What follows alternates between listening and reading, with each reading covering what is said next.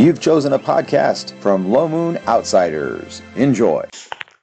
All right, so this is Low Moon Outsiders. It is the first session and only scheduled session in November. And so we will be picking up where we left off. It was a kind of interesting, almost a cliffhanger type thing, as the party willingly watched as Spectral Lucas approached the Spectral Lady, engaged in a conversation, and was just about to take the key piece, or she was about to lay it in his hand, which was around her. It was like a little charm, basically, that was on her necklace. Interestingly enough, where you could not see anyone else from the caravan or the Bugbears, you could see the as much as the party was. And you were careful that she would not see her double. And you were careful, those of you who are still in the mix were careful that your double would not see you. Okay? And that is where we had left off. And so Spectral Lucas extends his hand with theoretically real Lucas watching on.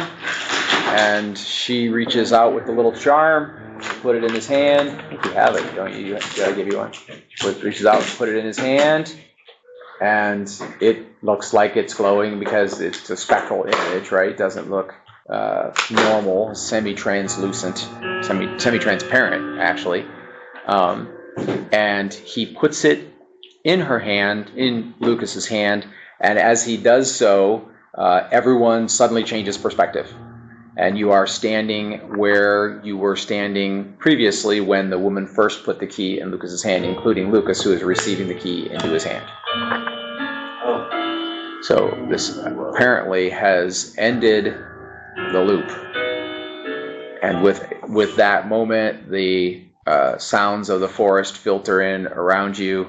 I feel like that's bad. That seems bad. Okay. There's people who died in the same places? So, in this version, there was only one caravan participant who actually passed away, died. And then all the Bugbears, obviously. And all of that seems the way you remember it the second time you lived it, when you had the great victory, because you came on them while they were still forming their ambush.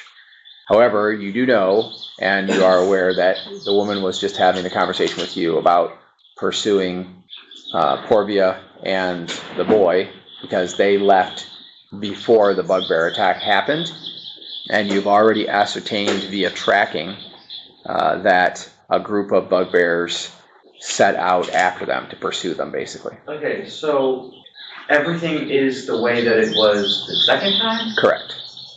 But the woman and I are having the conversation we had the first time, when she first gave me this, which is what sent me back. Essentially, yeah. Bear in mind, you jumped back previously, so this thing, what's happening now, had not happened. This is the first time it's ever happened, because it's after the jump back.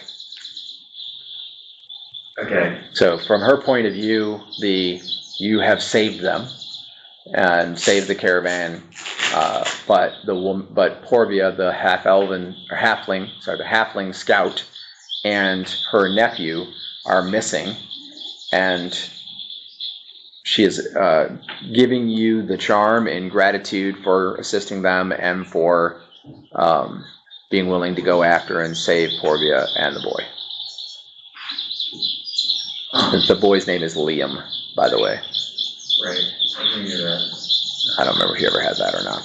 All right. Weird. Okay. So the loop has ended, and it kind of ended. It definitely ended differently than it did before. So previously, every time you've ever done this, you just went back and lived on past the moment that you left back, and it gave you an edge because the people in the moment didn't know what was going on or whatever. And this time, you lived it back to the moment that you jumped back, and then the alterations that took place in between have taken place. The only reason it seems odd is the fact that you went back exactly to the moment of touching the item before that kind of loop ended, if you will. And you have the key in your hand, by the way. And it is not glowing green. It's shielded slightly from the sun. You can tell it's not glowing. Okay. Luke will excuse himself from the woman with the promise that he's leaving soon and attempts to round up the party. Okay. And the wagons are moving out. They had already begun to move out. So wait, does the woman have the gold that I gave her the first time? No, right? Because the changes that we made all Correct, she would not. Okay. So I have that on my sheet. She doesn't. Well, you don't have it. Of what? The gold. Why wouldn't I? Pay it away. So, Spectral, Lucas gave it away. Right. The real Lucas never gave it away. Right, let me think for a second. I gotta sort this out. You gave it to her before, you received the key from her last time. So, that is undone, therefore you do have it. Okay, that's what I thought. Yeah. Not that you couldn't give it to her again now if you wanted to. Okay, and so, Well, I gave it to her because she lost everything. which she has not now. She is not now. Yeah, and she's also needed to survive. She had to leave stuff behind. People were dead. She didn't have a livelihood, blah, blah, blah. So now she has all of that in theory. Only one guard of the caravan died and was unable to be saved by Chiron. And My guard could have been a husband. but it wasn't. She was not traveling with her husband. She was traveling with her sister's husband, and her nephew, whom she is very concerned about.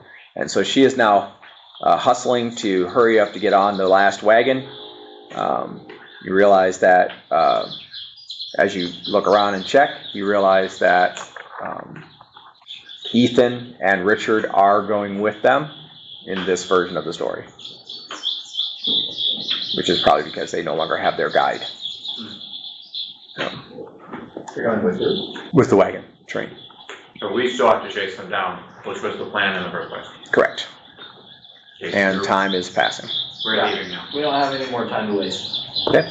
So you do have the draft horse, who is basically unwounded. He's got some light scratches and bruises on him. You are headed eastward inside the tree line, so not out onto the Valley of the Red Death. And basically, Ethan has given you directions. And he does tell you that, he's giving you directions sufficient to go up into the hills, and in theory, with Asterd's basic survival knowledge, navigate your way back down on the other side of the Valley of the Red Death, and then to Gull's Crossing. Okay? So you should be able to complete your journey. It depends on getting lost. It depends on what happens, obviously. So, all right? And so up you go. It is a kind of, unless you want to leave a wide swath, it is a sort of a single file situation. There's a lot of underbrush, branches, that kind of thing that you're moving through. So somebody's probably taking the lead and everyone's sort of following them, or otherwise you got to make multiple paths. And that is after you, so at first you just follow the caravan track because they came from the east. So you, for the first Well, we're tracking half mile or so. Liam and Porviah, right?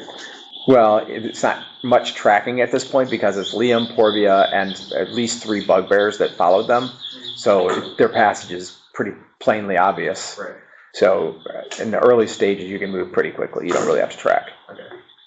Okay. All right. Anyway, so you follow the caravan, which takes you between a quarter and a half mile, and then the trail is outside the woods now. It's kind of on the edge of the Valley of the Red Death, and the tracks show signs that they have stayed in the woods. So Porviah and the boy, followed by the bugbears, are all in the woods moving forward. Again, not hard to track them, but so you don't have to take a lot of time to stop. But if you go more than single file at that point, then you're cutting through more branches and brush than you really need to. Is it dense? Not terribly, but it's enough that like every few steps you'd have to push a bush out of the way or cut a branch down or something, which would triple or quadruple your labor if you walk wide, is the point. So first of all, who kind of is leading? Okay, so Asterd is leading. And so you can, there are certain things that you can do to make it easier for the people behind you, as far as like when you see a branch that's obviously going to snap back on every single person, you can push it, twist it up behind another branch, or if that's not possible, you can break it, snap it enough so that it'll heal in time, but that it's not springy anymore. There's things like that you can do. Yeah, if you're close enough behind him, he can. Actually, it's right behind. Right. Well, bear in mind, your mentality is to kind of leave the woods as unmolested as possible, because it is a ranger's livelihood, you know. Also, it'll destroy your axe. Not as important. It will dull it. Yeah, I mean, you can always resharpen it, but so. It's not a woodsman's hat. It's also going to be heavy. So anyway, the point is, you're able to do that. So I take it then you're saying that Lucas is second. Are you walking or riding? Does somebody else want to work? It'd be Chiron. He used it in the battle. You can give it. Are you going to ride it or walk it? I'll try to write it. Okay. I mean, you can for now. Okay. Lucas is in second. Probably best if Chiron brings up the rear then at that point, and Klume and Herrick in the middle. I'll have mine.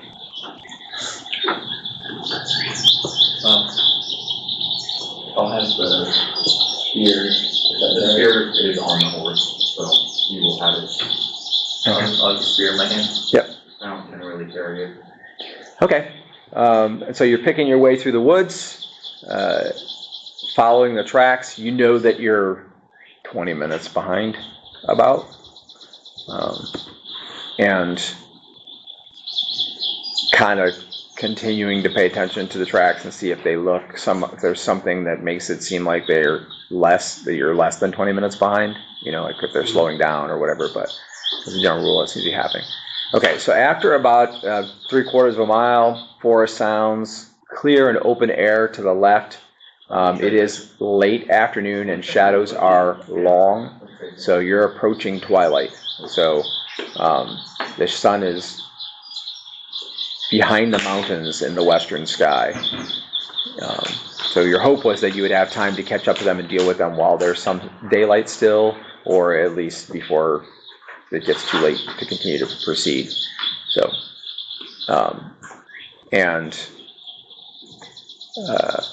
you feel yourselves kind of moving uphill and on, like there's a couple places where you have to take a step or two up, and you're picking your way through. And then to the left, as you pass, there's a large kind of mountain that's on the other side of the valley. And as you kind of get past the edge of that, up in the hills, you can see what appears to be a multiple rising and kind of merging columns of steam. It looks like it's sort of like smoke, but it's very white. So you'd guess it's steam, actually. Now, you know that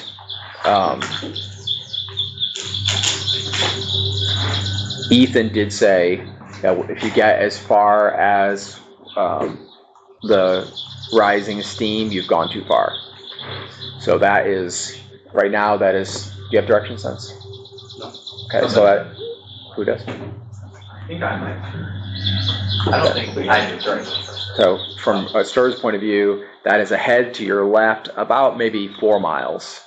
So it's pretty far yet. And from this perspective, it looks like it's on the other side of the Valley of the Red Death. Although the valley is heading slightly northward, or slightly what you think is northward, because you're not sure 100%. Lucas is right behind me, you can tell. Well, he's just thinking, he's not talking out loud. I mean, if you want to narrate and say, oh, those are the columns of steam that Ethan pointed out, and they're northeast of us now, so it can't be more than a couple miles to where we take the turn. I mean, if you wanted to do that, you can, but the question is Lucas a chatterbox box to narrate the tour? Not at all. Okay, so he doesn't say anything either. All right, and then eventually Clume sees it. She has a basic concept of the way things work and gets the gist of it as well, but I don't think she has direct sense, correct? No. All right, or navigation. Forest survival. Oh, outdoor survival, that's helpful. Okay, so yeah, you get the basic same sense. It's ahead to the left. Huge, we're talking huge columns of steam. Voluminous steam rising. You can't imagine that it's like steam vents, thin steam vents or something like that. It's got to be considerably more than that. It's a lot of steam. Okay? So you continue following the tracks through the woods, and occasionally there's an opening on your left, and you can see the wagon tracks where they broke the brush at the edge of the forest near the Valley of the Red Death. Okay? So now you've gone about a mile and a half, and you would guess your altitude change has been significant, maybe 50, 60 feet, because you've stepped up at least 15 times, you know. And then roll a d20 for me, if you would. 9. Okay.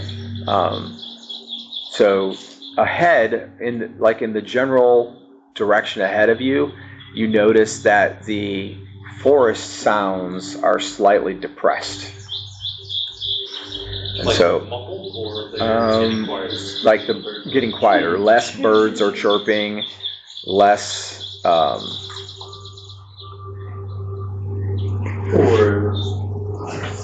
less activity. Okay. Now you know that generally means that they're being disturbed. Okay. So you guys are being pretty non-disturbing on average. So that's, 5 people moving through the woods, one with a war horse, just moving kind of discreetly, So whatever is disturbing the forest ahead of you is more so than the 5 of you with a war horse.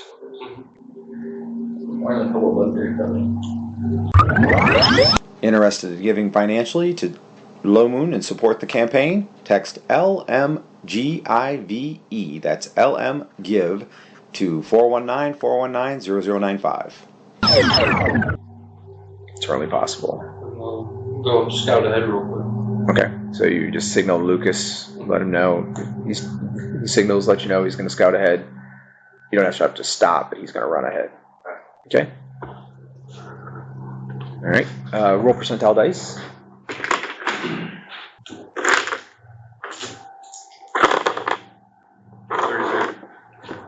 Okay, so the bugbear tracks here are still pretty painfully obvious.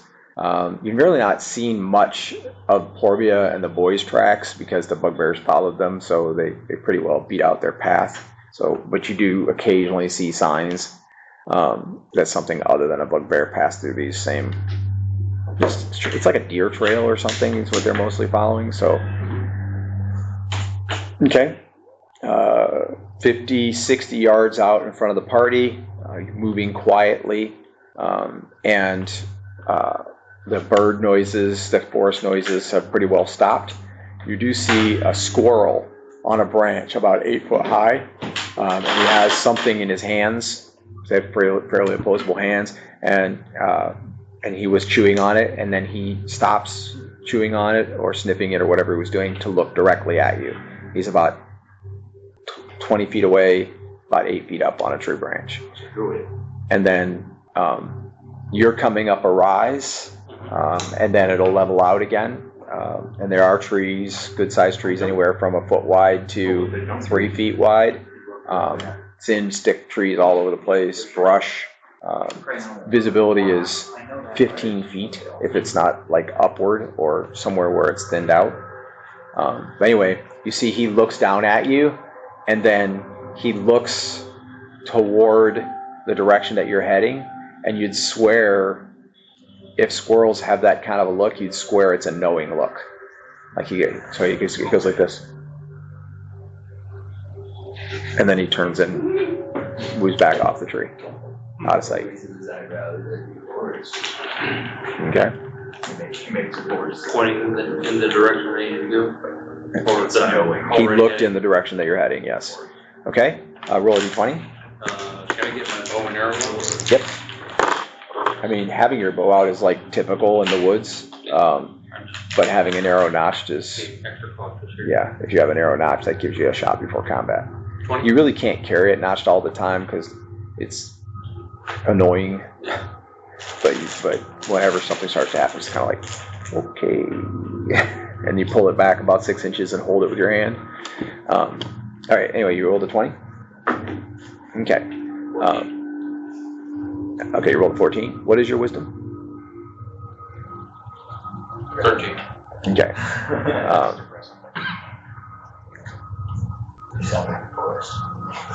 All right, you hear faint noises of movement ahead of you, like rustling in the bushes, a couple of crunching noises, like some stepping on sticks, that kind of thing. The distance is much closer than you would have thought. Like you would not, if they're making that kind of noise or something is making that kind of noise moving, you wouldn't expect that they would get, because it's more like about 20 yards just over the rise. And so you're surprised that you didn't pick them out sooner. And then do you like take cover or creep forward or? Creep forward. I definitely try to be as out of sight as possible. Okay. Okay. So you move forward maybe 5 or 8 yards. So you're still about like 10 yards or so from where the rise is. And on the top of the rise, you can't see the ledge of the rise. You can tell it's going up. And then you see a tree. And then there's brush on the top of the rise. And past that, you can see other trees going up in the background, right? But you know it's a rise because well past that, about 60 yards, you can see a tree and you can see the base of the tree. You can see its roots. Okay. Anyway, so you're about 8 to 10 yards from the rise, and a bugbear, hand axes in hand, steps up next to that tree. Okay. And as he does so, he immediately notices you. You're crouched down. You've got decent cover. And when he steps up, you kind of freeze in the hopes so as not to attract his attention. But he immediately fixes his gaze on you. So he's at just about 10 yards away. And he is clearly not surprised. You need to roll a d8. You're only surprised on a 1. So if you do roll a 1, he will have you surprised. 2. Okay, so you're not surprised. So he is there, you are there, you have an arrow notched. So you can shoot before he can do anything if you choose to. I want to do that. Okay, so roll to hit. 17. Okay, that sounds pretty promising. Oh, you know, I have it. All right, so roll your damage. 6. So You rolled a d6 and got 6. Mhm. Okay, he's definitely dead. Oh, Yeah, I mean, you can calculate if you want, but it's 6 plus 2 for range makes 8. Times 2 is 16 plus 5 for your level. Are you 5? This level? What level are you? So plus 6. So that's what? plus 2. 22 and plus 2 for the bow, right? So 24 points of damage. So, right, so the arrow sinks deeply into his chest, just below his left pec muscle, and he looks shocked, like he's surprised. Yes. And there's only about like 10 inches of the arrow that's sticking out, so it might be sticking out his back. Depends on whether it went all the way through or not. Okay. I just slowed it down. I'm retreating. Trying to at least. You're doing what? Retreating back Okay. to the party. All right. I mean, if we're gonna play Bugbears, I don't want to get any closer to them. Yeah, that one's pretty good, considering you can do that at least. I mean, if there's one, there's got to be more. I don't know how many more. I know I'm. Anyway, he chooses to play it safe. You did hear like a collective gasp, maybe at least 2 or 3 intakes of breath. That's the only good Bugbears, the ones that are fresh. Never still frosty or snowy. All right, so at this point in time, I'll have everybody in the party roll for surprise. I'll roll for Herrick. He is not surprised. I'm going to roll for Chiron. Not surprised. I will. Not surprised. Okay, so no one is surprised. All right. And so what happens is the bugbears flood over the rise in question. It is as you are running back to the party, you've made it easily halfway back. So basically, the party, especially Lucas and Clume, and probably Chiron because he's up high, sees Asterd kind of jumping and bouncing through the brush, picking his way back and dodging beside a tree and like that. And as he does so, you see several bugbears, it's hard to know the exact number, come over that rise, but they are in a direct meeting engagement. So they're heading directly towards your group.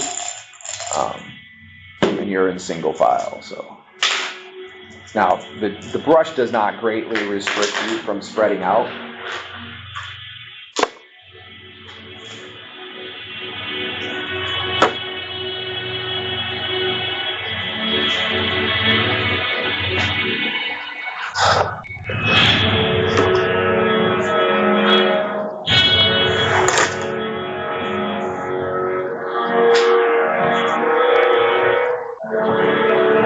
So if you're not surprised, you may roll initiative.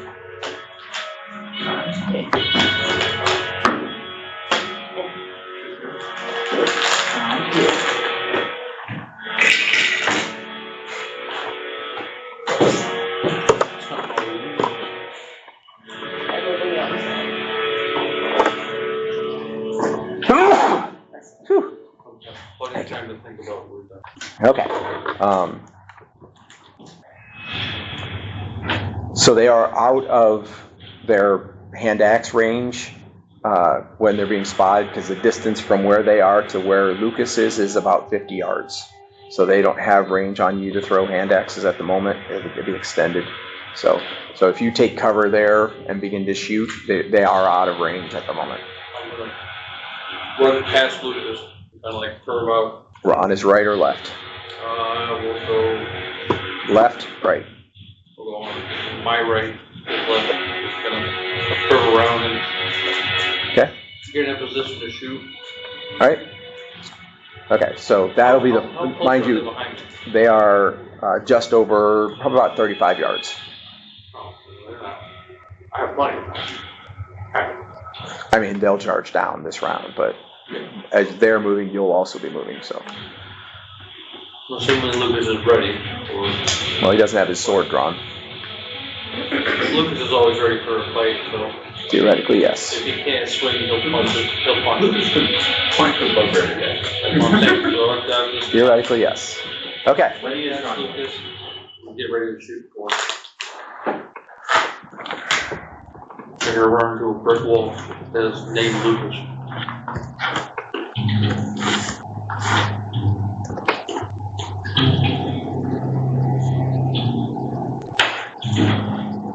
All right.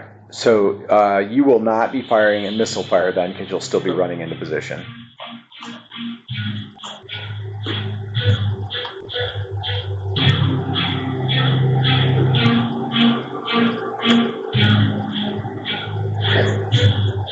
Okay.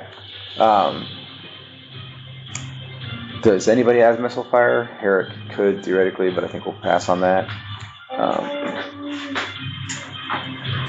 The only thing you could really do from there, unless you have a magic spell or item or something you want to use, you could use breath weapon, but you'll hurt yourself. Yeah, but you probably don't have it out already. That's what I was Although you thinking. could have been carrying it, because you're walking through the woods. You're not likely to I be. was thinking if Plume would, and she probably wouldn't. She'd probably have both daggers pulled if they were running through the woods. Okay. So daggers are in hand? Yep. Okay. All right, so that means no missile fire on either side, as far as I'm concerned. All right, so we're in melee 9.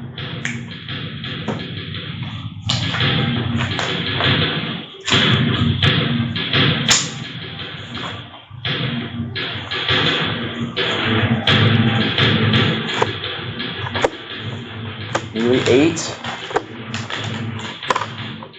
Did you roll initiative for Chiron? Yes.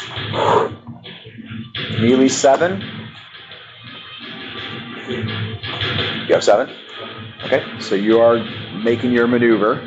So you'll arrive out in position. I assume you want cover, in a good position or whatever, and you'd be able to take your missile fire in 4, if you choose to. 2 shots. Okay. So we're still in 7. We're in 6.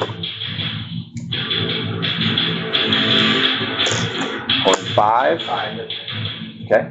I'm 5. I dropped my weapon Longsword. on sword. Okay. I'm not in base combat. That is definitely true. So I dropped back. A little. It doesn't change much because it's about when you would get the opening, not about when it's drawn. Okay. So it's out in like 10 seconds, but there's no one to attack. I guess I'm gonna defend myself. Do they have any range? They do. They have the hand axes. They'll probably throw them on the way down the hill. I could just charge them. Do any of them look particularly scary? No. One looks a little smaller than the other 3. So he could be a caster or a roguish type that you ran into before. So hold for now, if you will, defensive. Okay. If they reach you at the end of the round and are mealing you, I'll let you attack the longsword at the end of the round. Okay. And then that was also 5. Clume was in 5. Okay, so then who else did I have in 5? Oh, Bugbears are in 5. And Herrick is in 5. Okay, so in 5, Herrick turns and moves off into the woods in the direction of Asterd. He will reach and be near you in 3. Okay. And then the Bugbears charge down the hill.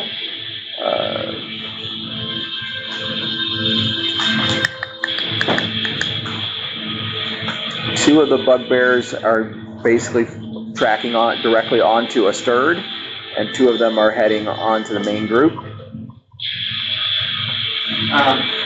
Lucas is gonna go. He's gonna charge to intercept the ones going after his sword. Okay, so you wheel the horse, ride check. I'm not. Oh, yeah. Oh, you're just running over there. Run check. Okay, so you will easily be between them and Asterd. You will easily be between them and Asterd by the time they get there.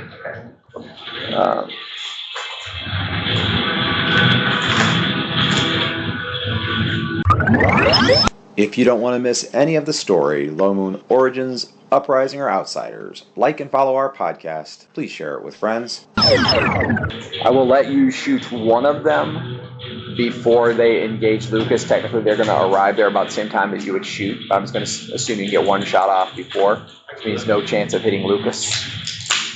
Go ahead and take 1 shot. It will be on your left, Bugbear. Hot on the dice. Okay, damage. 3. Okay, plus 2 is 5, times 2 is 10, plus 2 is 12, plus 6 is 18. So, it's hard to roll low damage for you on Bugbears.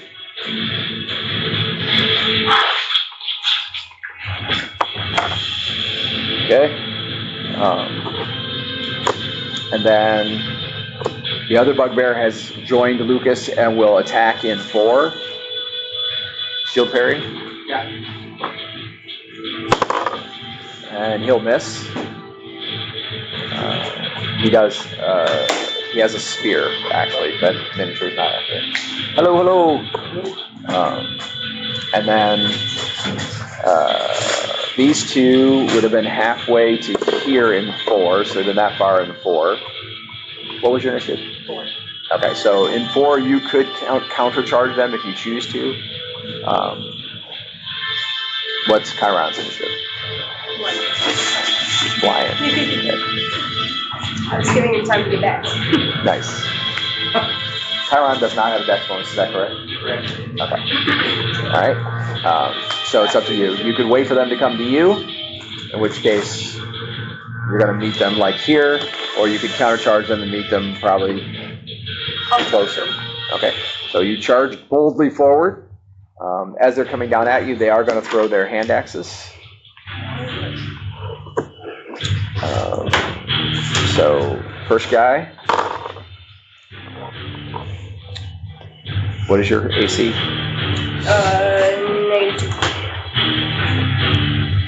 Okay, one of them will hit once, and you'll take 1 point of damage. And then this is their second axes. And one of them will hit once, and you'll take 2 points of damage. All right, so they throw their axes on the way in, and then they still have hand axes to fight with when they get there, because that's how hand axes work. All right, and so you guys are going to arrive together in roughly 3. At that point, you will have initiative. All right, so you can take your first dagger if you want. And then they will get their first melee attack, and then you'll go second, or third. You'll go third, and then they'll go fourth. First one is 17. Okay, so that's definitely going to hit. Is there extra damage? And I will do 5 points of quick weapon. 4 plus 3 is 7 plus 5. 4 plus 3 is 7, plus 5 is 12. Okay, so he does not go down. He's significantly wounded, but he does not go down. And he'll return his hand axe attack on you, and he'll miss. The other guy will get his hand axe attack on you, and he'll miss. All right, and then your second dagger attack. Is this the wounded guy or is it a different guy? 20 and the wounded guy. Okay, he definitely goes down. Ah. Okay. And then we are in 3.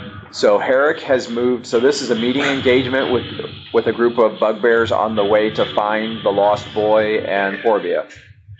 They charged down the hill, which means they had upper ground a little bit. Herrick had been in the marching order here and had moved.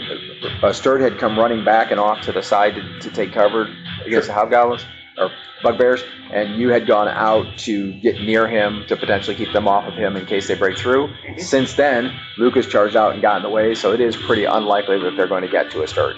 Asterd killed 1 already. Lucas is about to kill 1, so you're probably going to be free to do whatever. And Clume has already killed 1, and Chiron hasn't even acted yet. Gotcha. So How many are still left? 2 left total. 1 in front of Lucas and 1 in front of Clume.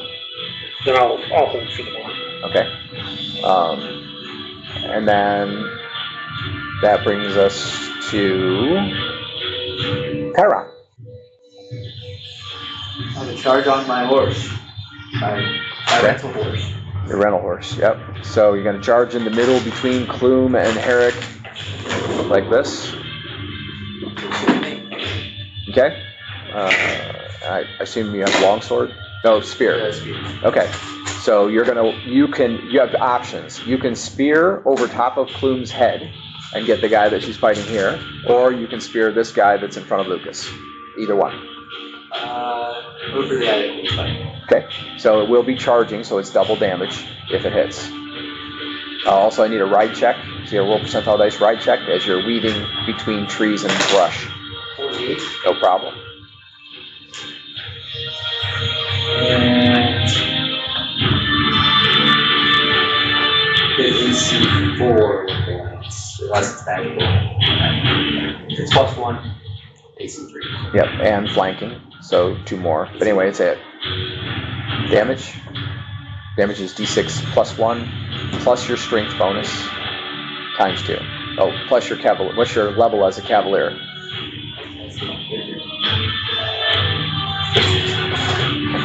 And we are being generous to say that you have this all trained up.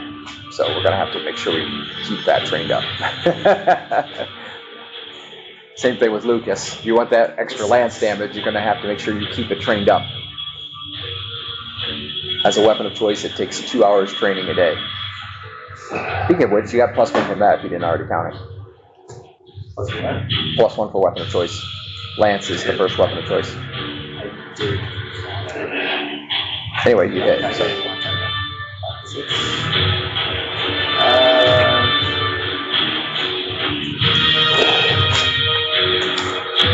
16 points.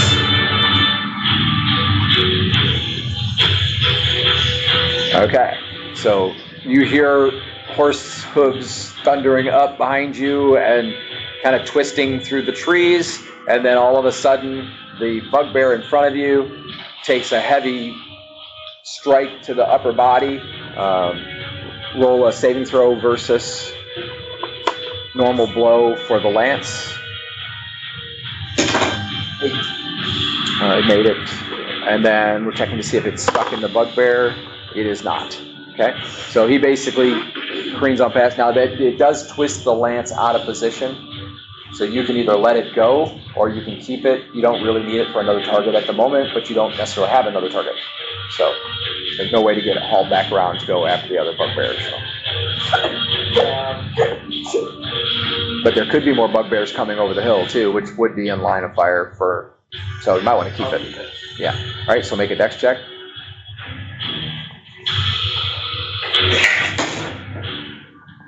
Fail. Okay. So it twists out of your grasp and falls, laying across the chest of the bugbear and out towards you. I never heard a lance critical before, so I want to hear it one more time. This is what the lance critical sounds like. Okay. Not quite as abrupt as I would have liked. Not super impressive. If we kill all the music for a second, we could hear it. There is a lance critical. Oh, there we go. That's definitely something right there. Okay. All right. So you go to end of the round, Lucas. Yay. Probably also the end of the bugbears. Roll a 4, which might still hit. Very possibly. Check out Things Were Different Back Then, the origin story of Lord Victor told from a certain point of view. DC 5. Is that? It's normal D8, right? Or DC 12. D8. 14. Okay. Oh, could I flurry that? No. I don't think so, but. No, because your initiative is effectively 0. So, 5 or Well, better. I mean, I started in 5. But you moved and everything else. So, all right. Anyway, he goes down. That's good. All right. And it gets quiet. Okay, Lucas is immediately running to where they came from, looking for the child and the woman. Okay. He slugs up the hill. You get to the top of the hill by the tree. What's everyone else doing? Because it takes him a minute to get there. Okay. Asterd runs up after him. He catches up to you. You could easily pass him if you chose to. Even at your slightly still bulky size. Hurricane Clume. He's not really Chiron. a runner. He's getting there. Give him time. No, not Asterd, Lucas. Oh, Lucas. Yeah, he's more like a slugger. Okay. All right. So the party generally is following up. Yeah. Anybody collecting belonging pouches off the bugbears, just out of curiosity? Pretty much leaves you. Yeah, I will. Okay. I don't want to take some minute. Yeah. You can probably get all 4 of them. See if any of them happen to be facing, like laying on their pouch. 1 is. So 3 of them you could get in 40 seconds. The other one's going to take another 30 seconds by himself. That's all right. No, just a minute. All right. So you have 4 pouches. Each one feels like it has decent coinage in it. Okay. At the top of the rise, both of you see no sign of Porviah or Liam. You do still see signs of passage of the bugbears. You can track to get more details if you choose to. Roll percentile dice.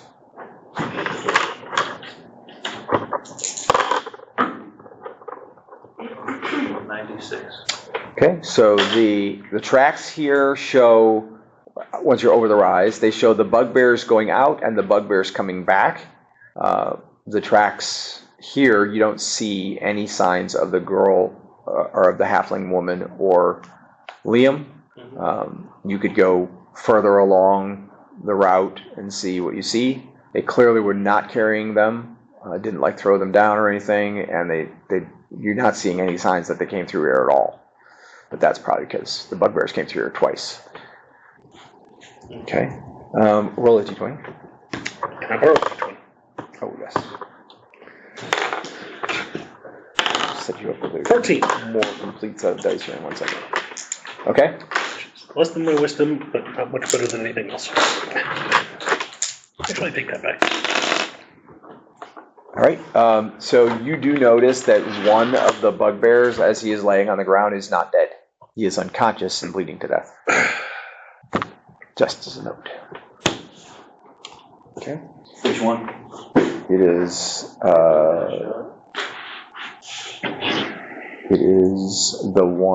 the first one that Asterd shot. How many Like were there some- total? What? How many were there total? 4. Well, I hit dies. 5. I take it back 5. Because there's one at the top of the ridge that he killed, like as soon as the guy he stepped up and went, I'm dead. I remember this area is more than a little predominantly on the evil side at the moment, so It is. I will let nature take its course in this regards. Okay. All right. So you joined them at the top of the hill, knowing that the bugbear is bleeding to death behind you. I didn't kill him. But yes. I didn't say you were feeling guilty about it. All right.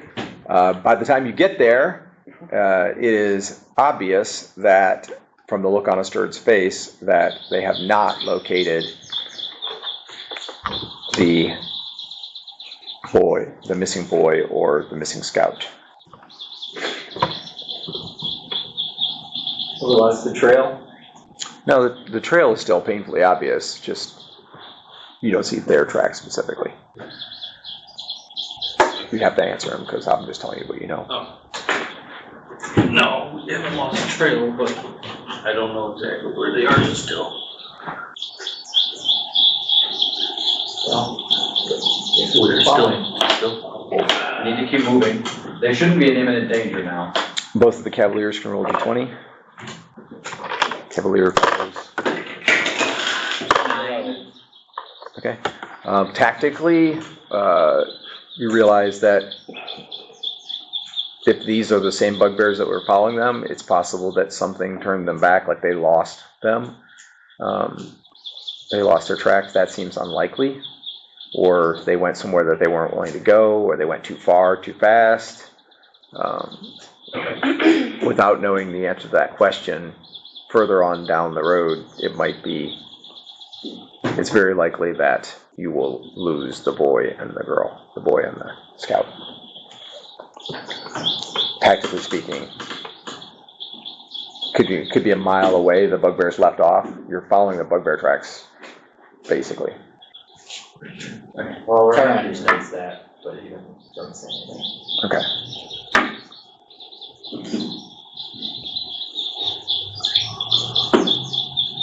We need to move. I would agree.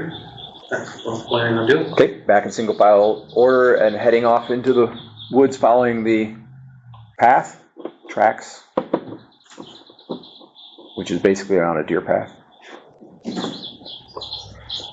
That's the plan, right? Order has been reestablished. Congratulations. You decimated a small party of bugbears that numbered less than you and was weaker than you. What's that? Obliterated. Yes, the threat level was 0.3. It's threat level 0.3 encounter. Okay. Deadly for level 1 party. Maybe. Maybe not deadly, but definitely dangerous. Not with me. Depends on. I don't know. This party, with Lucas in it, almost got TPK'd by 8 goblins Lucas in the wasn't grass. there. Yes. But you were still part of the party. Lucas was resting on the boat. He was already at like 1 hit point. You can't really count that then.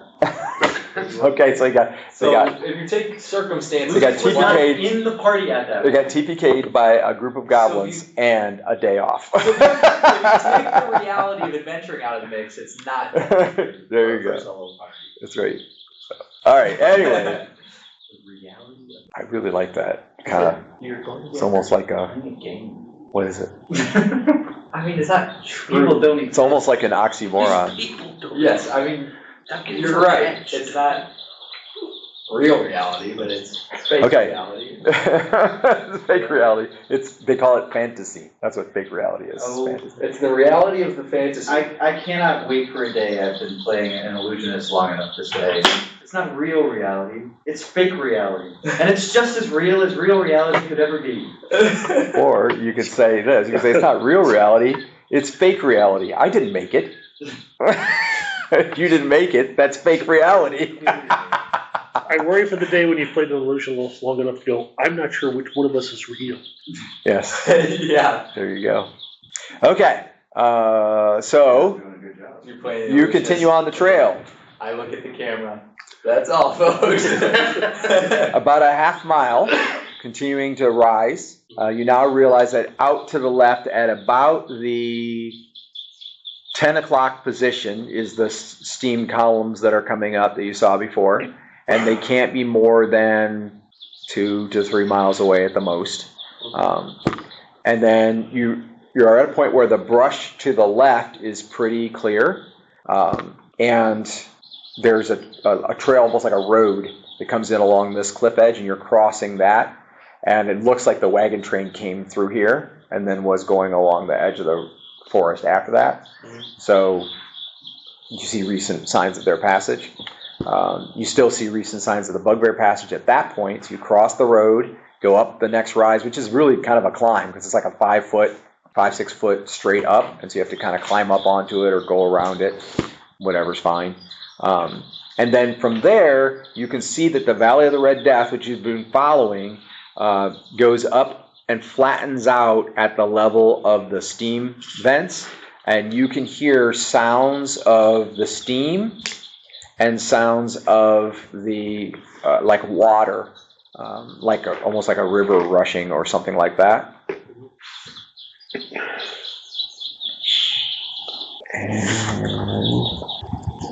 And all of that is out to your left, obviously.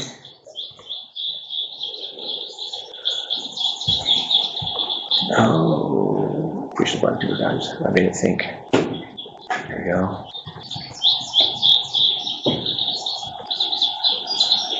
Water and steam. Okay. And then you can see that the Valley of the Red Death goes into a box canyon, which sort of starts the hills.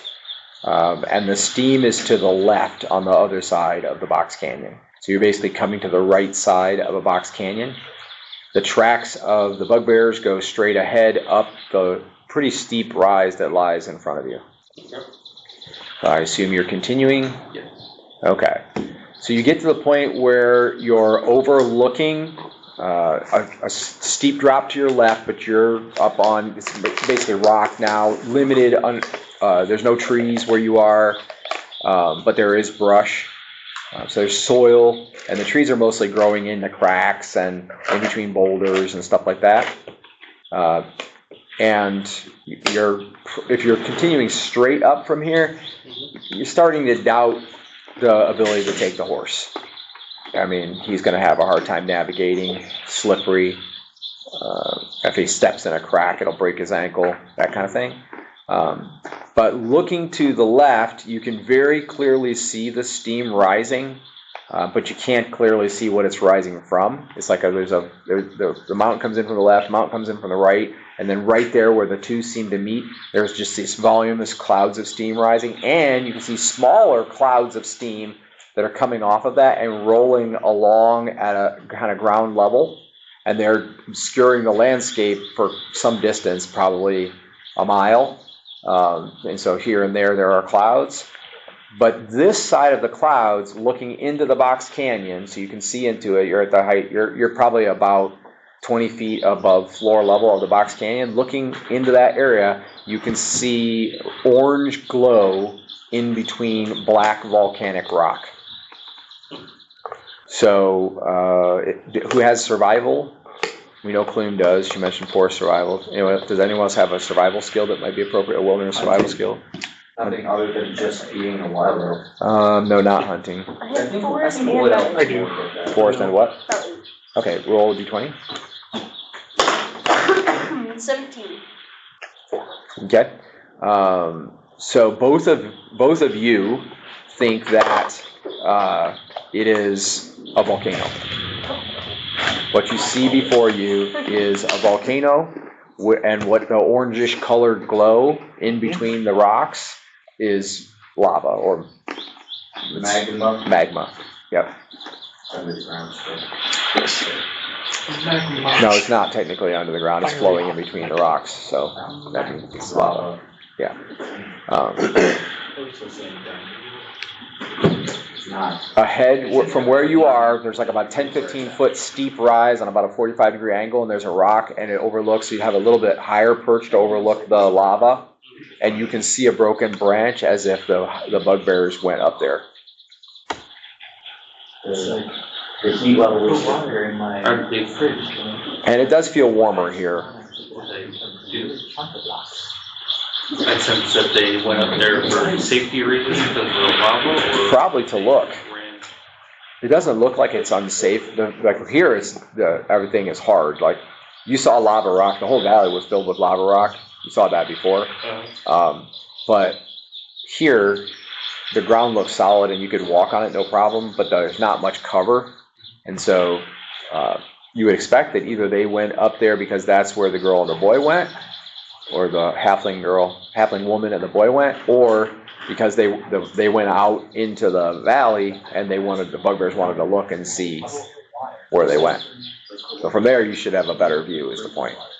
But the horse isn't going up there, there's no way. It's all molten rock. Okay. Magma underground is magma. Lava on the surface is lava. It's all molten rock. Water is the wrong classification for that material. But liquid isn't. Right. Well, the liquid's too broad. She would say magma and lava are both technically liquids. True. Yeah. But To his point, ice underground versus ice on the surface is still just called ice. Why does it have two different names when one is below the surface and one is the one on the surface? Your argument that it has different properties once it's exposed to air, like apple slices go bad when they're exposed to air. Like we don't. well, I'm not particularly saying that. That's a fault that got me. But the point is, so It's a straw man. imagine this. You have ice in a little block. That's a cube. But then you have a lot of ice. That's a glacier. It's still ice. So the amount of lava versus the amount of magma makes the No, difference? I'm saying Okay, that then don't go what there. I'm saying is what I'm saying is that there are properties based on the location that don't change what it is, but change what it's designated as. I think, and I could be wrong about this, I'm not a geologist, but my guess is that one of the main reasons it's called magma under the ground and lava above is because under the ground is usually under pressure. So pressure might be the deciding factor. But again, but still, why? I mean, it's a matter of why does that make a difference? Yeah. Enough of a difference to give it a different name. Yeah, I don't know. There's value. I know to a geologist. Yeah. But if I say lava, like, there's almost no room in the world where I can say lava about magma and someone would correct me. I just think it's ridiculous. I'm not sure that's true because I wasn't going to stipulate until he did. So I wouldn't call it you magma or lava. As far as I'm concerned, they're interchangeable. As far as I'm concerned, I think they're pretty interchangeable. In this case, that's both the same thing. They'll both be kind of hot to the touch. Okay. Anyway, Asterd has left the group at the base of this rise and has climbed up to see. Okay. What you see is this. Two things of interest. The first thing is, it is clear that this is as far as the bugbears came. Their tracks stop here. One of them actually went to the bathroom off to the side, and then they turned around and they went back down, and they headed back toward the caravan from here. There are no tracks, as far as you can tell, there are no tracks around that indicate they left this place in another direction. They went back the way they came, which makes sense because you were seeing two sets of tracks all the way here. But now you see 0 sets of tracks leaving this location other than the one that goes back the way you came. So, and from here, you have a wide open view of the field of lava, as obscured by rolling clouds of steam, right? So it's not truly wide open because 2/3 of it has clouds of steam at any given time. You watch, you can see through, you can see a little more, you can see a little more, that kind of thing.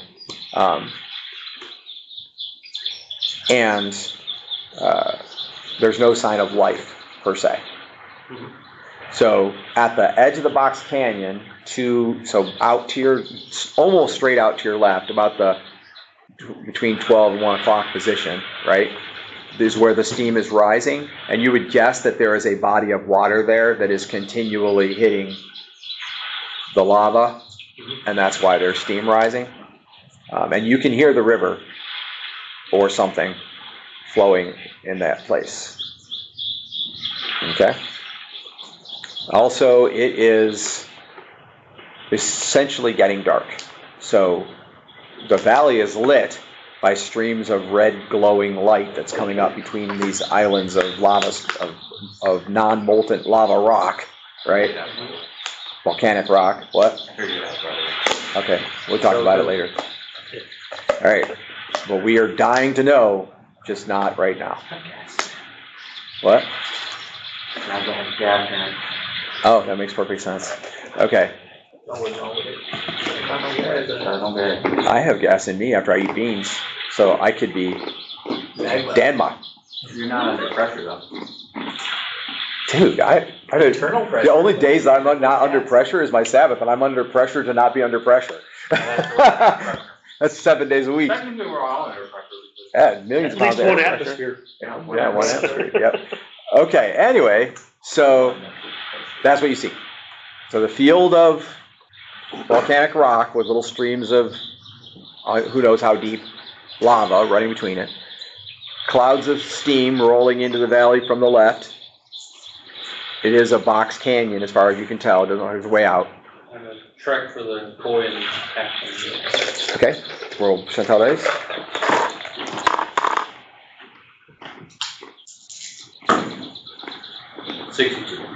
Okay. So you see enough signs to indicate that they came to this very spot. They came up this rise, and then they go down the rise ahead to the right. So basically on the border of the box canyon along the stone. So there's not much cover there. So if, and you're sorting it in your head the best you can, left is north, right? And the way he told you to go was to go past the Valley of the Red Death, which either means all the way past this box canyon and around the back side of it. And if that's the case, then that's the way they're headed. They're continuing on that journey to go around the back side of the box canyon. Is the volcano the Valley of the Red Death? Or the Valley Rabbit? So Ethan said that the valley that you were seeing at that time was called the Valley of the Red Death. So this seems to be the origin, if you will, of all that volcanic rock that was filling the valley. It does make you wonder or not whether the Red Death was a dragon, as some people surmise, or a volcano. So I'm going to follow the trail. okay, so you're going to leave the party at the bottom of the rise and follow the trail for a little bit, see where it goes. Okay, so about Be careful, it's dangerous up there. about 50 feet or so, there is a steep sloping, almost like a natural stair. It's in the stone. It may have been carved because it shows some kind of right angles, but if so, it's badly worn, so it's probably carved a real long time ago. But it still works for a staircase, and it is leading down to a tunnel in. So basically, it goes round like this and down. It steeps pretty good toward the bottom, and then there's a short landing, and that technically is facing the beginning of the lava fields. But there's a tunnel to the right, so right there. It's got about like an 8-foot ceiling, about 4 foot wide. So it could be like something that was carved by lava in the past, like a funnel or something, but it's big enough that a person could walk into it. And that looks like their tracks lead to these stairs. So probably they went down the stairs into the tunnel, and the Bugbears, for whatever reason, didn't follow them. It seems like they would have, but they didn't. I guess I'm going in. Okay, so you're going down the stairs? Yeah. Okay. So he's been gone about 3 minutes. So if somebody gets uncomfortable about how long it's been, let me know. We're going carefully. Okay. It is getting dark. It will be within a half an hour. It'll be pitch black dark here. So you're camping in the wilderness. There's no doubt about that because there's nowhere to go other than that. And the horse can't go up the rise. Is that just steam, or is it like hazardous? Check out Amaldan Inc. for incredible opportunities to support the ministry. I mean, it's steam. Once it gets away from its source, it's probably not hazardous, but where it's at, that it gets turned into steam, it's probably hazardous because it's boiling water, so. Is it lava moving? No, I mean, it doesn't, it's probably moving, yeah, but it's not moving like leaving the valley. It looks like the only place that it would be leaving the valley is over where the steam is. Everywhere else is blocked by stone. In my brain, we're just about to get locked in this cave. Lava everywhere. Okay, so you go down the steps. It does get steep at the end. Roll a dex check. Okay, and then there is an obvious tunnel there. 4 foot wide, 8 foot high. It is a clean arch. So even though it could be natural or it could have been carved, it's hard to say.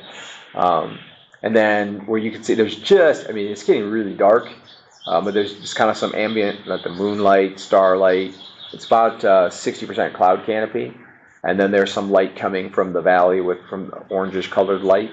It's not that far away. Like from here, you're only about 40 feet above the volcanic rock projection, and then it goes out a little ways, and then there you can actually see lava, which just looks like orange light, really. I mean, you can't really see texture to it per se. Maybe some little like impurities floating in it, that kind of thing.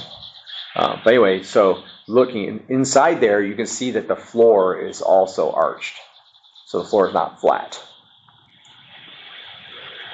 So it's like a tall oval, basically, instead of an archway being flat on the bottom. And it goes in and seems to be sloping down. But again, it's after like 3 or 4 foot in there, it's pitch black dark. Does magic give off light? Magic swords, when held, usually give off light. Depends on the no. Swords, daggers, sometimes blunt weapons, basically bladed weapons usually give off light.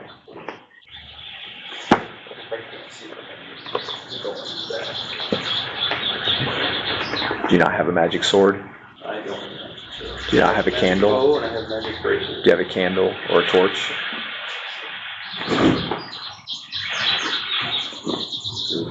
Stuff. And don't forget that you did not pick up your 3 arrows that you fired. I did not. So make sure you keep track of that. We ran out immediately after. He has gone up there by himself, and he's now been gone for about 6 minutes. No signs of fighting. No sounds of fighting, I should say. So far. So far, I have nothing to make torches or anything. Okay, so heading back to the group then? Okay, so by the time he gets back, you hear the sounds of him coming. There's not a lot, but a little bit of like rustling and whatever. And he comes back at the top of the rise, so he's about 6-8 feet above your heads, basically. And it is dark. Like, you can see, visibility is about 2 feet. You know he's there. What's that? You know he's there. Yeah, you know he's coming. I mean, you assume it's him. Any news? I tracked him down to a tunnel. Yeah, about 4 or 5 feet in, I couldn't see for anything. That sounds awful. Well, Lucas recalls that Ethan said that Porviah would know the area well. So, the area that she's heading into, she would know well. Yeah. I'm sure she knows what she's doing. Problem is, all this they're doing is unnecessary because the caravan was not wiped out. So you just need to get word to them so he can get back to his family. Well, what I give. If that's the only reason that they left. That is true. Yeah. My kingdom for an 8th level baby. Of some kind of skill or activity. I doubt you would give your kingdom, actually. Well, I don't have one, so. Well, your kingdom would include all your weapons and your armor. You'd be buck naked. I don't think so. If my kingdom is my kingdom, and my stuff is my stuff. Okay. So in other words, you'll give nothing for an 8th level mage.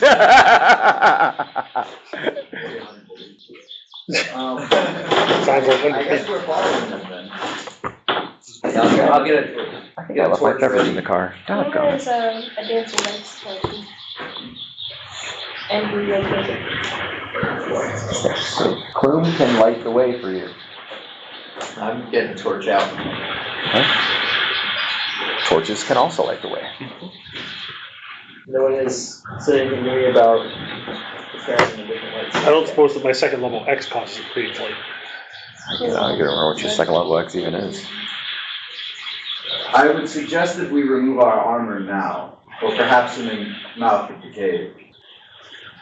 I worry it may Let's see get... your list for a second. Definitely. Maybe it'll jog my memory.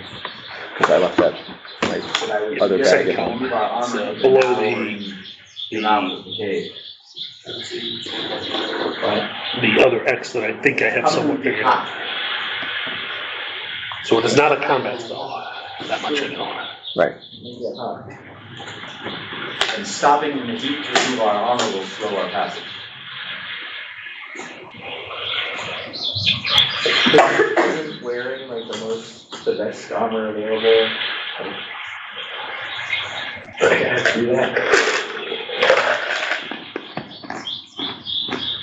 Not dying of heat stroke comes first, I think. What is that? No, that's a good question. I don't know if that would work. I think When it comes down to it, no armor, fine. Having a choice between chainmail and plate and taking chainmail because it's magical, no. Always must use the best class of armor available, or otherwise you don't get experience for the adventure. But if I in the take situation my here, armor if they choose to take their armor off because they're afraid of heat exhaustion, And they will not get experience. seriously. That is correct. That's what I'm saying. I'm not taking my armor. Must always use the best armor available in order to get experience. Okay, I guess we're gonna... Now, that doesn't mean it's the best thing to do. I mean, are you worried about getting experience or worried about living? That's. I think I'll know when I get in the cave whether or not I have to Yeah, both, yeah. take my clothes off, put the armor back on. Just start dousing myself in water. That sounds extremely wasteful. The experience. Okay, I know what it is now. It does not create light, does It it? does not create it. So what does it? It's not the whole adventure necessarily. It's the time that you're not wearing the armor. Any encounters that occur during that time. Well, I'll leave it on now. But again, Just something to be aware you of. don't necessarily have a reason to believe that you're going to die of heat stroke just because you go near lava. That's not the way that works. It's just a thought. He doesn't know Okay. anything about volcanoes. Good call. Yeah, speaking of which, don't forget you need a volcano. Oh, yeah. You just remembering this now? Yeah. I was thinking about it on Monday. I was just thinking about that. I was like, man, I really need to get. You were told when you began this adventure for Abdo that there was a volcano in the area, Yeah. and Pretty important. you're like, oh, cool. Well, if we get near it, we can divert. There's, like, you said the lava is flowing between the Haircut is rocks. falling off. What? The lava is flowing between the rocks. It is, but that is not sufficient. It has to be delivered essentially, quote, to the heart of the volcano. You don't need, in other words, you don't need lava, you need magma. It's the gas. It's the gas. The gas destroys the sword. It's the pressure. The pressure destroys it. Well, we can do that after we go down the Brennan's Gate. Maybe it'll be part. At this point, they're one in the same direction, so Maybe the boy is an evil you artifact. stumbled. It's like Asclepius has been leading you. Yeah. Sorry. You're feeling very. It occurs Wow. to me, I'm like, well, I feel rather blessed today. You notice the sword, like, and go, oh yeah. Perhaps you'd like to write for Low Moon Adventures. The Prince Albert series on Kindle is a short story series where you can write your own based on our prompts and donate them or donate half their profit to the ministry. So, back to the marching order then? Sure. Yep. Are we cool with that? So, Asterd does not have a light source. Lucas does not have a light source. I'll lead the way. Except possibly his sword. Cool, we'll go behind Chiron and Or somebody else can lead the cast way. dancing lights, is that how that? Either way. That'd be a good idea. Lucas would like to be towards the front, but Asterd needs to be towards the front because we're still tracking him. Yes, so he is already tracked as far as the cavern goes. So you'll only need to track again if you get, once you go inside the cavern, you'll only need to track again if there is a turnoff or something like that. Okay. Because if it's a straight through tunnel, then you're going to assume they're going to go out the other side, and then you track at the other side, for example. Okay. Doesn't matter the walking. All right, so who is leading? Clarify that again. Chiron? Okay, so Chiron is leading into, the paladin is leading into the darkness. That's kind of cool, I like that. Second is Clume. Okay. Third is Lucas. Sure. Then Herrick, and then Asterd. All right. Light sources are, Torch. so you have shield and torch, or sword and torch. I plan sword. Okay, your shield is on your back. Okay, shield and torch, got it. Clume, Let me think of that. How big is the opening of the cave? 4 feet wide by 8 feet high. Too small for a long sword. It is kind of small for a long sword. I'll go shield torch. Not impossible. I'll go shield torch. Okay, shield and torch. I mean, you can burn stuff. It is a weapon. Yeah, that's what I was just thinking. What'd you say? It is a weapon. You can burn stuff with a torch. Yeah. What did you say? Don't worry about it. It's a reference you wouldn't get anyway. Okay. It's a reference. All right, so shield and torch, he goes forward. I just want you to know, by the way, I played an adventure as a PC once, and the entire adventure, I want to say we played for about 2 sessions. One was 4 or 5 hours, and the other was 4 or 5 hours. And the entire adventure, my character had shield and lantern.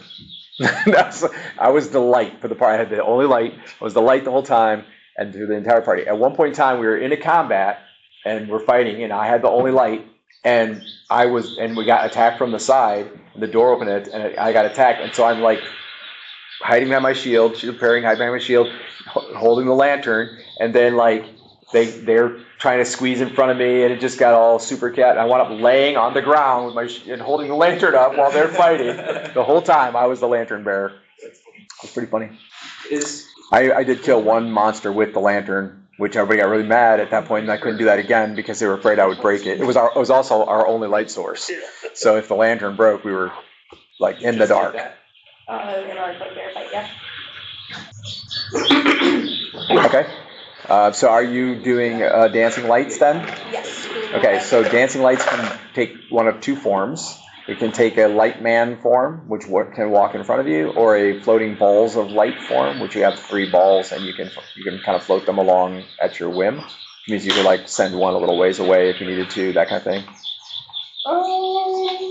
Your choice. Well, we'll use the ball form. Okay. And at that point, then you could have one of the balls float out in front of Chiron if you chose to. I'll choose one to be like front, middle, back. Okay, so there's one in front and one in the middle back. That will create an ongoing distraction for you because you have to look at the ball to command it to move. So if you do the front one, that's fine, and then you'll move it ahead a little bit, and then the one by you will be fine, but then you'll have to look at the one behind you, which means you won't be looking at the one in front. Look at it, move it forward, then move the one in front forward, then it's kind of... No, I'll just do 2 by me then and 1 in front of Chiron Okay. so I can see all 3 of them. All right. So with that's basically the equivalent of torchlight. So it's kind of making your torch a redundancy. Not that might not be a bad thing. It's a little bit wasteful to put down now.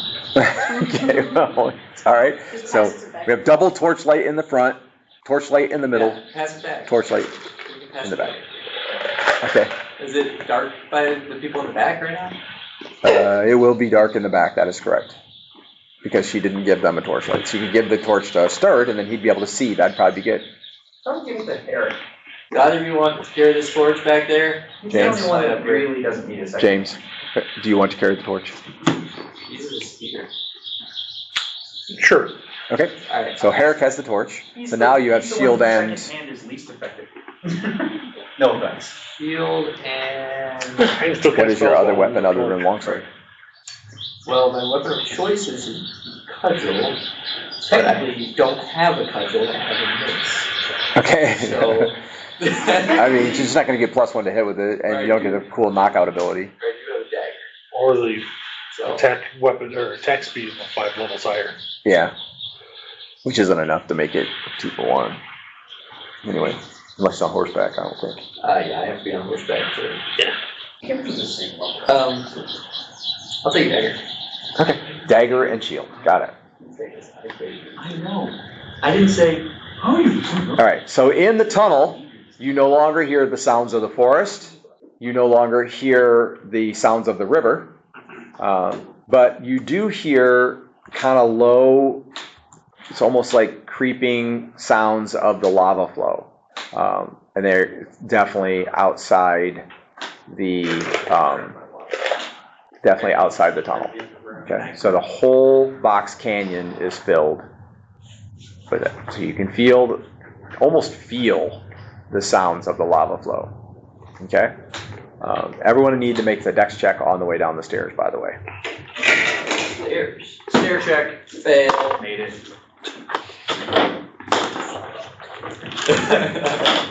Good play there. Yeah, I failed as well.